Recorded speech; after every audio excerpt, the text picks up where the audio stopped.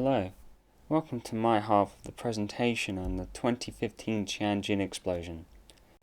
I will be covering the social and economic effects of the explosion in particular. I will not be covering the material effects the bomb had. That is beyond the scope of this. Firstly, and most significantly, the explosion tragically killed 173 people and went on to injure almost 800 others. This has a demonstrable effect for obvious reasons. I don't need to belabor the point. I think the impacts of people dying and getting injured is quite clear. Beyond that, the economical impact of the 2015 Tianjin explosion is quite significant. According to the Event Watch 2015 annual report, the Tianjin 2015 explosion was estimated to have come at a cost of over $9 billion. However, I could not find this report online. I could only find evidence of its findings on the Internet Archive. So it's impossible to know what the methodology behind the investigation was and what factors they used to come to the $9 billion estimate. To understand the economical impact that the Tianjin explosion had on the port of Tianjin, we must first discuss how the economy of the port of Tianjin operates. The port of Tianjin is, as the name suggests, a port town, so a significant amount of its economy is based around logistics, and specifically, in Tianjin's case, the transportation of chemicals.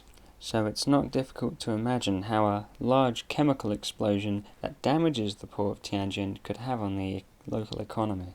For starters, physical trade of chemicals is disrupted, temporarily at the very least, until they manage to sort out the whole damaged goods thing.